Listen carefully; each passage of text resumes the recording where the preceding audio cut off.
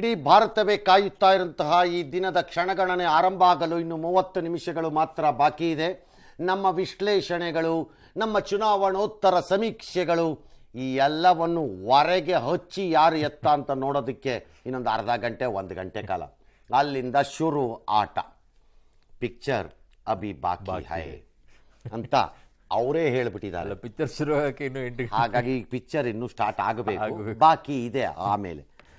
All right, target 400 ಅಂತ ಇರೋ ಭಾರತೀಯ ಜನತಾ ಪಕ್ಷ, ನಾವು ಈ ಬಾರಿ ಭಾರತೀಯ ಜನತಾ ಪಕ್ಷದ ನೇತೃತ್ವದ ಎನ್.ಡಿ.ಎನ ಕೆಡ್ತೀವಿ ಎನ್ನುವಂತಹ ವಿಶ್ವಾಸದಲ್ಲಿರಬಹುದಾದ ND ಒಕ್ಕೂಟ. ಈ ಎರಡರ ಮಧ್ಯೆ ನಡೆದಿರುವಂತಹ ಈ ರೋಚಕ ಲೋಕಸಭಾ ಚುನಾವಣೆ ಬಹುಶಃ ಚರಿತ್ರೆಯ ಪುಟಗಳಲ್ಲಿ ಬಹಳ ದೊಡ್ಡದಾಗಿ ಹೋಗುತ್ತೆ.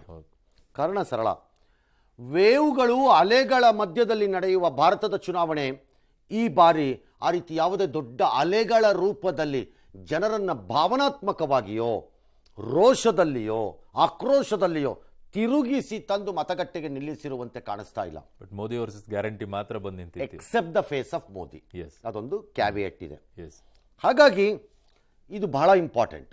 ನಂಬರ್ 2, ಯಾಕಿದು ಇಂಪಾರ್ಟೆಂಟ್ ಈ ಎಲೆಕ್ಷನ್? ನೆಹರು ಆದಮೇಲೆ ಹ್ಯಾಟ್ರಿಕ್ ಅನ್ನು ಮಾಡಬಹುದಾದ ಸಾಧ್ಯತೆ ಇರೋದು ಈಗ ನರೇಂದ್ರ ಮೋದಿಗೆ. ಎರಡೂ ವ್ಯತ್ಯಾಸ ಇದೆ ನನ್ನ ಪ್ರಕಾರ. ನೆಹರು ಅವರ ಟೈಮಲ್ಲಿ 3ನೇ ಬಾರಿ ಗೆಲ್ಲುವ ಪರಿಸ್ಥಿತಿ ರಾಜಕೀಯವಾಗಿ ಏನಿತ್ತು, 3ನೇ ಬಾರಿ ನರೇಂದ್ರ ಮೋದಿ ಗೆಲ್ಲಕ್ಕೆ ಸಾಧ್ಯ ಆದರೆ ಪರಿಸ್ಥಿತಿ ಏನಿದೆ ಅಂದರೆ ಎರಡೂ ಬಹಳ ಭಿನ್ನವಾದದ್ದು. ಅಲ್ಲಿ ವಿರೋಧಗಳು ಯಾವುದು ಬಹಳ ಭಿನ್ನವಾದದ್ದು ಇದು ಲೆಕ್ಕಾಚಾರ, ಹೌದು ಅಲ್ವಾ? ಹೌದು. ಹಾಗಾಗಿ there is a tremendous difference. Is it possible?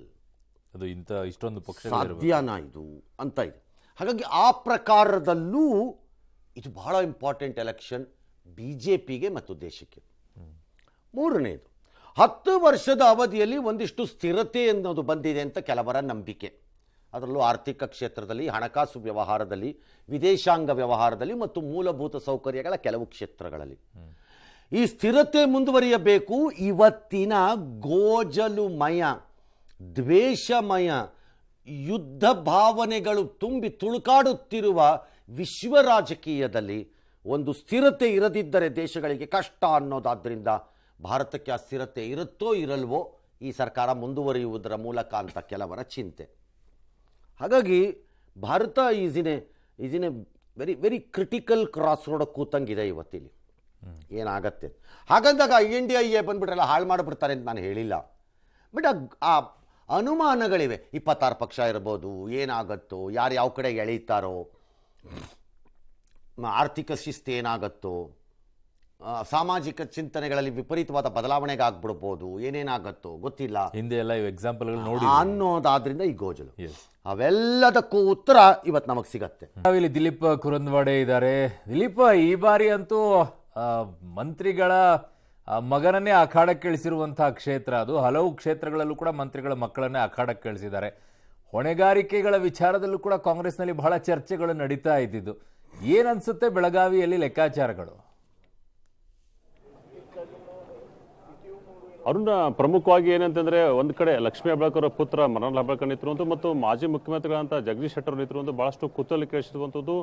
ಇಲ್ಲಿ ಏನಂತಾರೆ 71% ಮತದಾನ ಆಗಿರುವಂಥದ್ದು. ಹೀಗಾಗಿ ಇಲ್ಲಿ ಪ್ರಮುಖವಾಗಿ ಬೆಳಗಾವಿ ದಕ್ಷಿಣ, ಬೆಳಗಾವಿ ಉತ್ತರ ಮತ್ತು ಬೆಳಗಾವಿ ಗ್ರಾಮೀಣ ಮತಕ್ಷೇತ್ರದಲ್ಲಿ ಬಹಳಷ್ಟು ಒಂದಿಷ್ಟು ಚರ್ಚೆ ಆಗಿರುವಂಥದ್ದು ಮತ್ತು ತುರುಸಿನ ಮತದಾನ ಆಗಿರುವಂಥದ್ದು. ಯಾಕೆಂತಂದರೆ ಇಲ್ಲಿ ಮರಾಠ ಮತದಾರ ಹೆಚ್ಚಾಗಿರೋದ್ರಿಂದ ಅವ್ರು ಯಾರನ್ನ ಕೈ ಹಿಡಿತಾರೆ ಅವ್ರು ಗೆಲ್ಲುವ ಅಂತ ಹೇಳ್ತಾರೆ. ನಾವೀಗ ಬೆಳಗಾವಿಯ RPD ಕಾಲೇಜ್, ರಾಣಿ ಪರ್ವತಾದೇವಿ ಕಾಲೇಜ್ ಮುಂದೆ ನೋಡ್ಬೋದು. ಬಹಳಷ್ಟು ವ್ಯವಸ್ಥೆ 2,500 ಮತ ಏನೋ ಒಂದಿಷ್ಟು ಅಧಿಕಾರಿಗಳ ಸಿಬ್ಬಂದಿಗಳನ್ನ ಹೊಂದಿದಂಥ ಪೊಲೀಸರು ಬಹಳಷ್ಟು ಬಿಗಿ ಭದ್ರತೆಯನ್ನು ಮಾಡಿದರೆ ಒಂದು ಎಲ್ಲೋ ಕಡೆ ಏನಂತಾರೆ ಸುಮಾರು 5,500 ಜನ ಈ ಒಂದು NK ಕೇಂದ್ರದಲ್ಲಿ ಭಾಗವಹಿಸಿರುವಂಥದ್ದು. ಮತ್ತು ಈಗಾಗಲೇ ಎಲ್ಲರೂ ಬಂದು ಮತ್ತು 2 ಸ್ಟ್ರಾಂಗ್ ರೂಮ್ ಅಂದರೆ ಪೋಸ್ಟಲ್ ಬ್ಯಾಲೆಟ್ ಸ್ಟ್ರಾಂಗ್ ರೂಮನ್ನು ಕೂಡ ಮತ್ತು ನಿಜವಾದ ಸ್ಟ್ರಾಂಗ್ ರೂಮ್ ಏನಿದೆ ಆ UVM ಸ್ಟ್ರಾಂಗ್ ರೂಮನ್ನು ಕೂಡ ಈಗಾಗಲೇ ಓಪನ್ ಮಾಡಿದ್ದಾರೆ. ಇನ್ನು ಮತ ಎಣಿಕೆಗೆ ಆರಂಭ ಆಗಬೇಕು. 8 ಗಂಟೆಗೆ ಈಗಾಗಲೇ ತಿಂಡಿಗೆಯನ್ನು ಬಿಟ್ಟಿದ್ದಾರೆ. ತಿಂಡಿ ಆದ ನಂತರ 8 ಗಂಟೆಗೆ ಆರಂಭ ಆಗಬೇಕು ಹಾಗಂತ ಹೇಳಿ ಬೆಳಗಾವಿ ಜಿಲ್ಲಾಧಿಕಾರಿ ತಿಳಿಸಿರುವಂಥದ್ದು.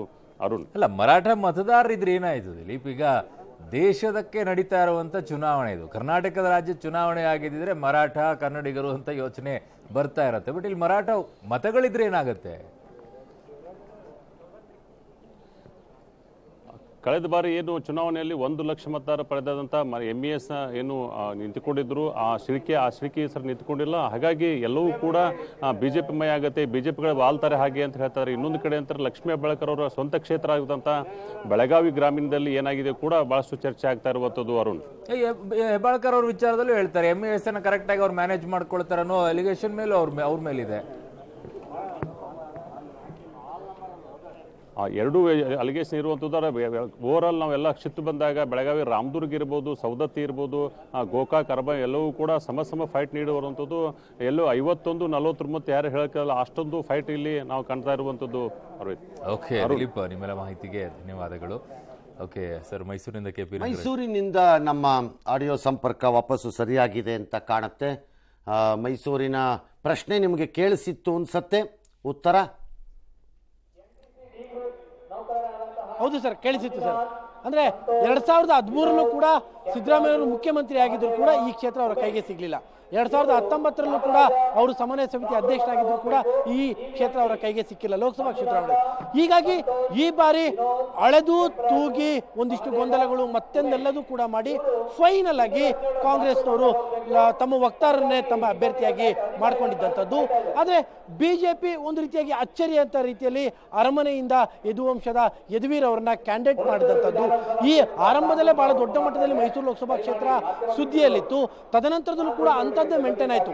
ಕಾಂಗ್ರೆಸ್ನವರು ಯದುವಂಶದವರು ರಾಜಕೀಯಕ್ಕೆ ಮರು ಎಂಟ್ರಿ ಕೊಟ್ಟು ಅನ್ನೋ ಕಾರಣಕ್ಕೋಸ್ಕರವಾಗಿ ಒಂದು ರೀತಿಯಾಗಿ ಧೃತಿಗೆಡಲಿಲ್ಲ, ಅಥವಾ ಪ್ರತಾಪ್ ಸಿಂಹ ಅವರಿಗೆ ಟಿಕೆಟ್ ತಪ್ಪಿತು ಅನ್ನೋಂಥ ಕಾರಣಕ್ಕೋಸ್ಕರವಾಗಿ ಓವರ್ ಕಾನ್ಫಿಡೆನ್ಸ್ಗೂ ಕೂಡ ಒಳಗಾಗಲಿಲ್ಲ. ಹೀಗಾಗಿನೇ ಮೈಸೂರು ಲೋಕಸಭಾ ಕ್ಷೇತ್ರದ ಚುನಾವಣೆಯ ವಿಚಾರದಲ್ಲಿ ಸರ್ ಒಂದು ರೀತಿಯಾಗಿ ಜಿದ್ದಂತೂ ಖಂಡಿತವಾಗ್ಲೂ ಕೂಡ ನಡೀತು. ಒನ್ ಸೈಡ್ ಮ್ಯಾಚ್ ಅಂತ ಏನು ಆರಂಭದಲ್ಲಿ ಅನ್ಕೋತಾ ಇದ್ವು, ಅದು ಮಿಡ್ಲ್ ಆರ್ಡರಲ್ಲಿ ಅದು ಒಂದಿಷ್ಟು ಪಿಚ್ ಟರ್ನ್ ಆಗುವ ಲೆವೆಲ್ಗೆ ಕಾಂಗ್ರೆಸ್ನವರು ಪ್ರಚಾರದ ವಿಚಾರದಲ್ಲಿ ತಮ್ಮ ಕಾರ್ಯತಂತ್ರವನ್ನಂತ ರೂಪಿಸಿದ್ರು. ಹಾಗಾಗಿ ಜಿದ್ದಂತೂ ಮೈಸೂರು ಲೋಕಸಭಾ ಕ್ಷೇತ್ರದಲ್ಲಿ ನಡೆದಿದೆ. ರಂಗನಾಥ್ ಸರ್, ಬಟ್ ಇಲ್ಲಿ ಆಲ್ ರೈಟ್, ಅಲ್ಲಿ ಏನು ತಯಾರಿಯಾಗಿದೆ, ಜನ ಏನು ಓಟ್ ಹಾಕಿದ್ದಾರೆ ಅನ್ನೋದು ಆಮೇಲೆ ಗೊತ್ತಾಗುತ್ತೆ. ಹೊಣೆಗಾರಿಕೆ ವಿಚಾರ ಬರುತ್ತಿಲ್ಲ ಸರ್ ಮೈಸೂರು ವಿಚಾರದಲ್ಲಿ, ಯಾಕಂದ್ರೆ ಮುಖ್ಯಮಂತ್ರಿ ಆಮೇಲೆ ನೋಡೋಣ, ಈಗ ಫಲಿತಾಂಶ ಬರಲಿ, ಆಮೇಲೆ ಹೊಣೆಗಾರಿಕೆ ಬಗ್ಗೆ ಮಾತಾಡ. ಆಲ್ ರೈಟ್, ಇದರೊಂದಿಗೆ ಇನ್ನೂ ಒಂದು ವಿರಾಮ ಇದೆ. ವಿರಾಮ ತೆಗೆದುಕೊಂಡು ವಾಪಸ್ ಬರ್ತೀವಿ. ವಾಪಸ್ ಬಂದ ಕೂಡಲೇ ಈ ಮತದಾನೋತ್ತರ ಫಲಿತಾಂಶಗಳು, ರಾದರ್ ಎಕ್ಸಿಟ್ ಪೋಲ್ಗಳೇನಿತ್ತು ಅದನ್ನು ಕೊನೆ ಬಾರಿಗೆ ಒಂದ್ಸರಿ ಬಾಯಲ್ಲಿ ಹಾಕ್ಕೊಂಡು ಸವಿಯುವವರು ಸವಿಯಬಹುದು. ಯಾಕಂದ್ರೆ ಇನ್ನು ಅರ್ಧ ಗಂಟೆ ಕಳೆದ ಮೇಲೆ ಅದಕ್ಕೆ ಯಾವ ಮಹತ್ವವೂ ಇರುವುದಿಲ್ಲ, ಅನ್ಲೆಸ್ ಅದೇ ಥರ ಬಂದರೆ, ಅಥವಾ ಅದಕ್ಕೆ ಕಂಪ್ಲೀಟ್ಲಿ ರಿವರ್ಸ್ ಆಗಿ ಕರಿ ಬಿಳಿಯಾಗಿ ಬಿಳಿ ಕರಿ ಆದರೆ, ಎರಡಕ್ಕೂ ಗೊತ್ತಿಲ್ಲ.